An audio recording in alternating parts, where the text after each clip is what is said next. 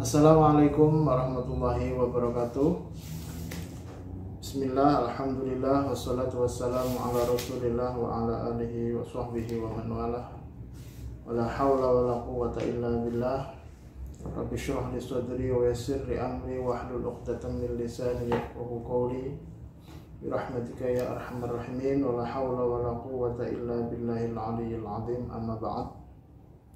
Yang kami hormati segenap santri PDF Ulia Al-Fitrah kelas 12 yang sebentar lagi akan menghadapi ujian nasional atau Al-Imtihan Al-Watani. Mudah-mudahan bisa berjalan dengan lancar ya, bisa lulus dan sukses semuanya, amin. Baik, pada kesempatan kali ini kita akan berdiskusi ya, kita akan memahami salah satu bab dari ilmu tafsir atau ilmu Al-Quran dan tafsir. Kali ini kita masih berbicara tentang jati diri Al-Quran atau Al-Quran nafsuhu ya.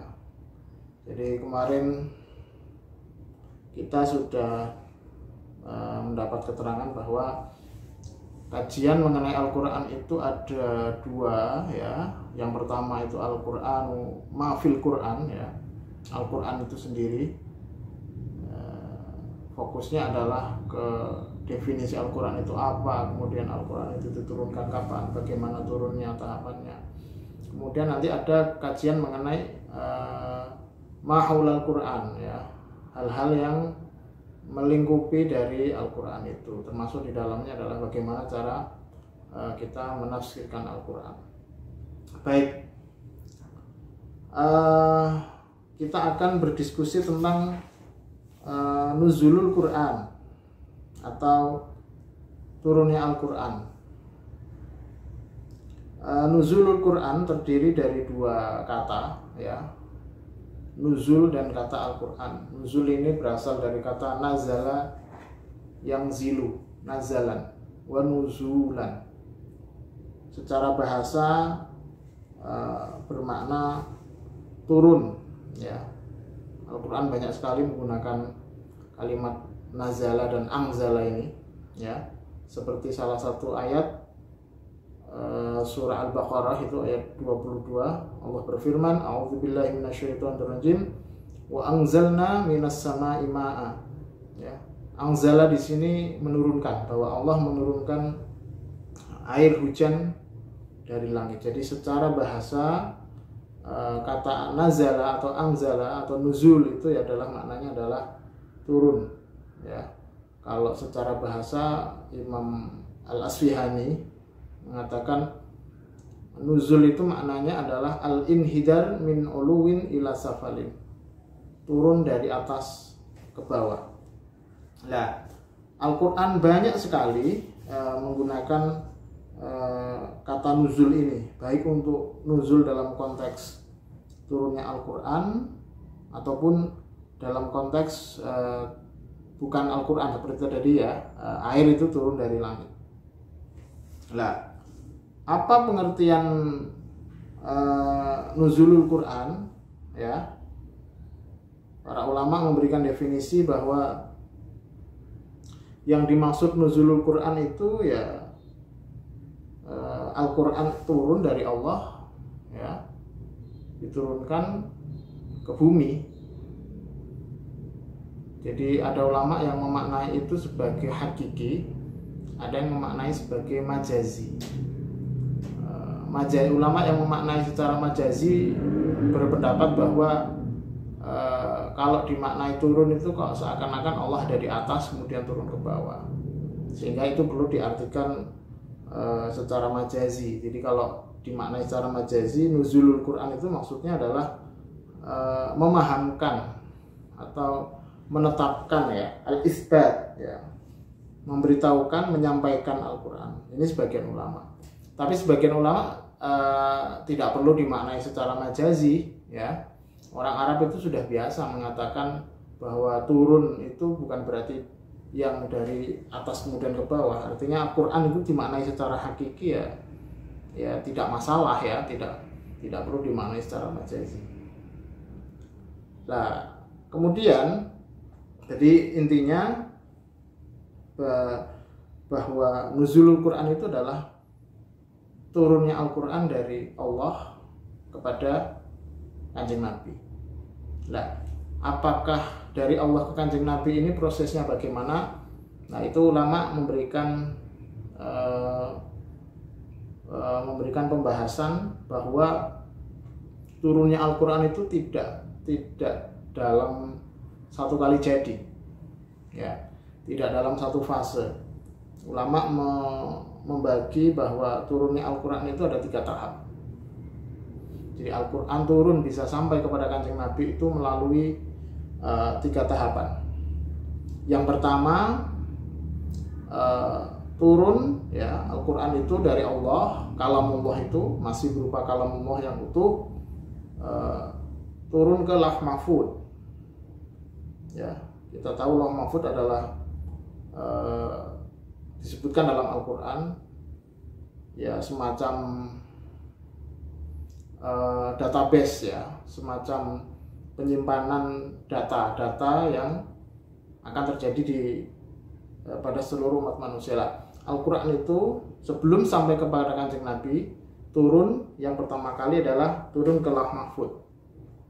Ini berdasarkan surat Al-Buruj ayat 21 dan 22. Allah berfirman, bal huwa Qur'anun Majid fi lauhim mahfuz.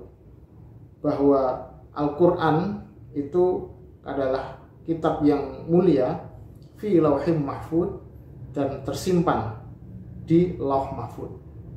Jadi ayat ini dijadikan argumentasi oleh para ulama bahwa yang dimaksud Quran dalam Lauh Mahfuz itu adalah Quran turun pada tahapan pertama kali dari Allah ke Lauh Mahfuz. Nah, dari Lauh Mahfuz itu kemudian turun tahap kedua atau Antanazzul Asani. Dari Lauh Mahfuz itu kemudian diturunkan oleh Allah ya, tapi belum ke Kanjeng Nabi. Transit dulu ya di langit dunia, fis sama'i dunia. Berdasarkan riwayat Ibnu Abbas ya, ada hadis itu bahwa langit dunia itu dinamai dengan nama Baitul Izzah atau rumah yang mulia. Ini tahapan Quran turun yang kedua. Argumentasinya apa? Kok bisa mengatakan bahwa Quran itu memang turun tahap kedua ini? Ada beberapa ayat Al-Quran yang dijadikan argumen oleh para ulama. Di antaranya adalah surah Ad-Dukhan ayat 3. Allah berfirman, inna anzalnahu fi lailatin mubarakah. Sesungguhnya kami menurunkan Al-Quran pada suatu malam yang mubarakah, malam yang diberkahi. Apa maksudnya malam yang diberkahi? Kita cross check ke ayat yang lain, surat Al-Qadar, bahwa yang dimaksud dengan Lailatul Mubarakah itu malam yang diberkahi adalah malam Lailatul Qadar. Inna anzalnahu fi Lailatul Qadar. Kami telah menurunkan Al-Quran pada malam Lailatul Qadar. Diperkuat lagi dengan ayat lain dalam surah Al-Baqarah ayat 185. Allah berfirman, Syahrul Ramadhan alladzi unzila fihi al-Qur'an hudal lin-nasi wa bayyinatin minal huda wal furqan faman syahida minkum syahra falyasumhu ila akhirih. Syahrul Ramadan, bulan Ramadan adalah bulan di mana di bulan itu diturunkan Al-Quran. Jadi dari 3 ayat inilah ya ulama memiliki pendapat bahwa yang dimaksud inna anzalnahu ya, kami menurunkan Al-Quran, itu ke Al-Quran fi lailatul mubarakah itu pada malam yang diberkahi, digabungkan dengan surat Al-Qadar. Malam yang diberkahi itu adalah malam Lailatul Qadar. Lailatul Qadar itu dikuatkan lagi dengan Syahrul Ramadan, karena Lailatul Qadar itu hanya ada di bulan Ramadan. Sehingga ulama menafsiri, lah maksud dari turun ini bukan diturunkan kepada Kanjeng Nabi di malam Lailatul Qadar. Karena kita tahu bahwa malam Lailatul Qadar itu amrun ilahiyun, ya, amrun ghaibun, sesuatu yang gaib. Jadi ini nggak mungkin makna dari menurunkan Al-Quran di malam Lailatul Qadar ini diturunkan kepada Kanjeng Nabi. Karena Lailatul Qadar itu sesuatu yang gaib, sehingga ulama memberikan pendapat bahwa yang dimaksud turun di sini adalah turun tahap kedua. Ya.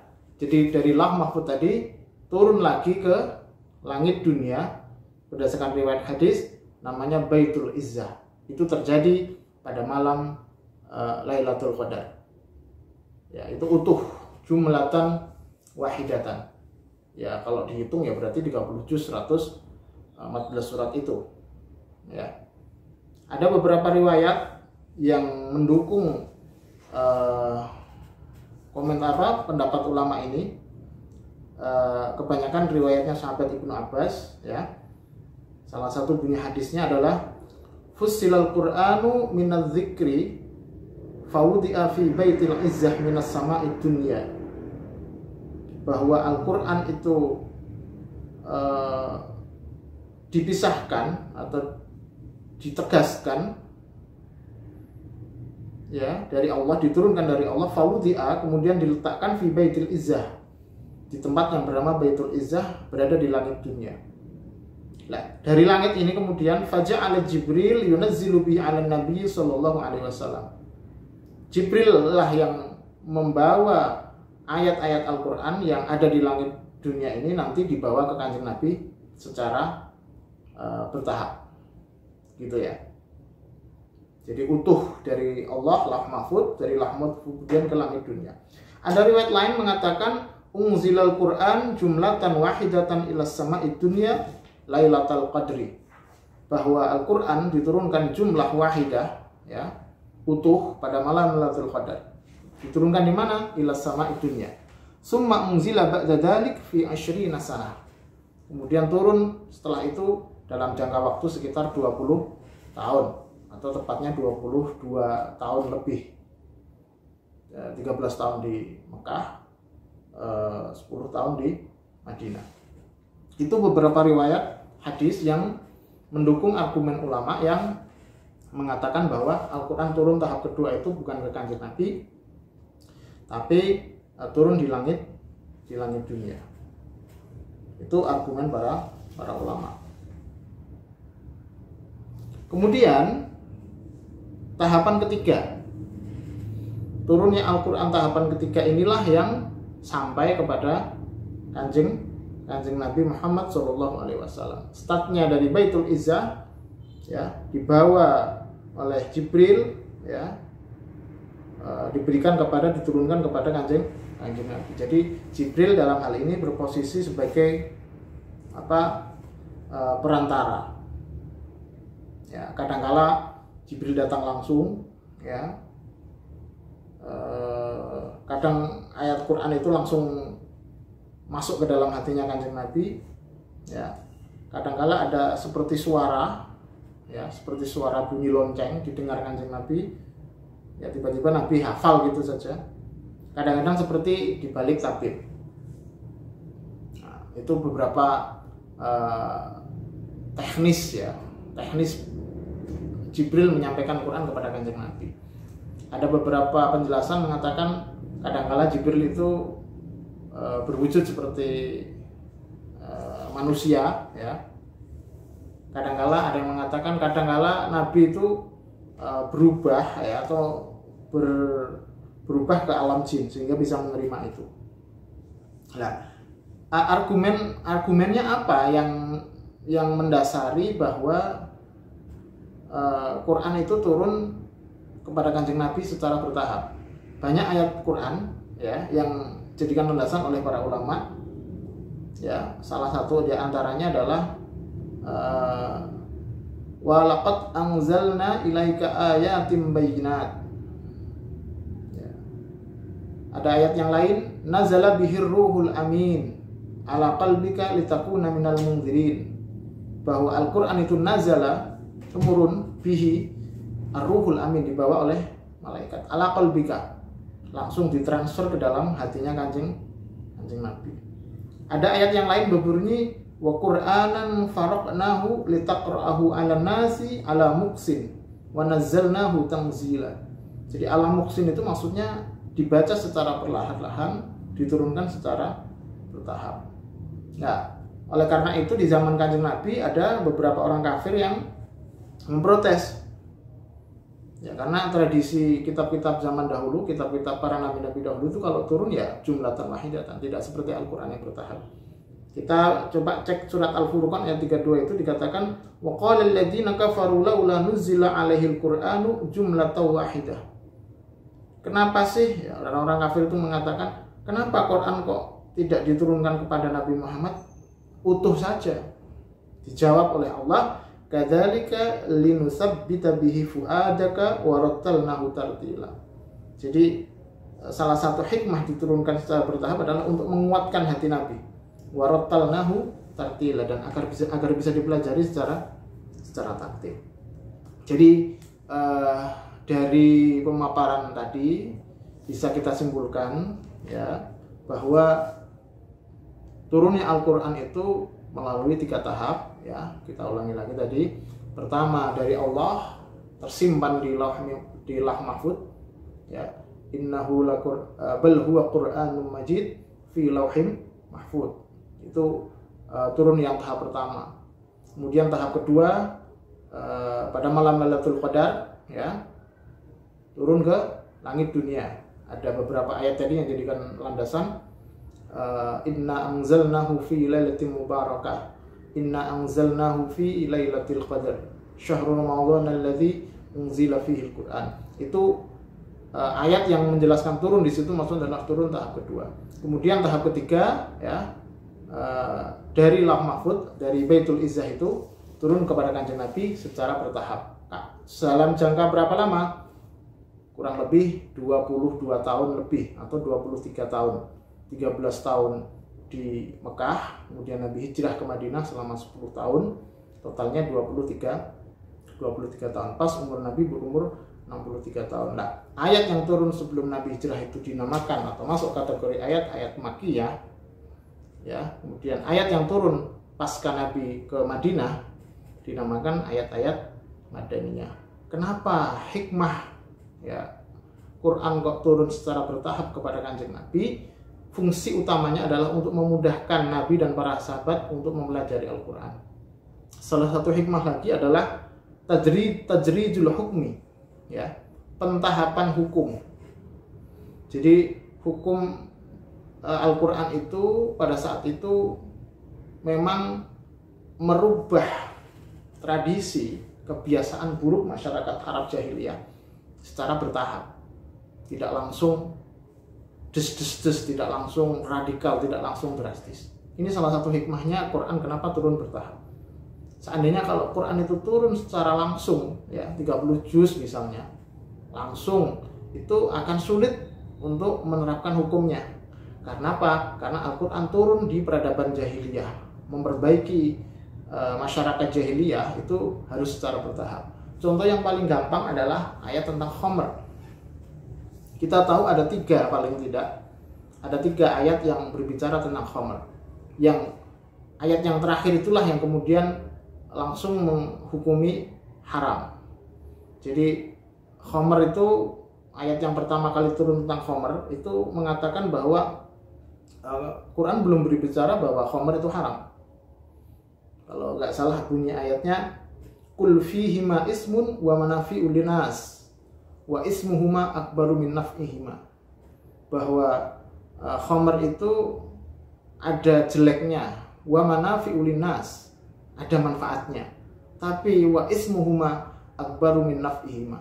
Ini semacam pengantar ya, yang nanti akan ada tahap berikutnya. Jadi khamr itu tidak langsung dihukumi haram ya, tapi secara bertahap. Tahapan berikutnya ada ayat yang berbunyi wala taqrabus sholata wa antum sukara hatta ta'lamu ma taqulun. Diharamkan ketika sholat, di luar sholat masih belum diharamkan. Ya, ayat itu. Jadi wala taqrabus sholata wa antum sukara. Dalam tahapan perkembangan berikutnya baru turunlah ayat yang terakhir ya. Kalau nggak salah bunyinya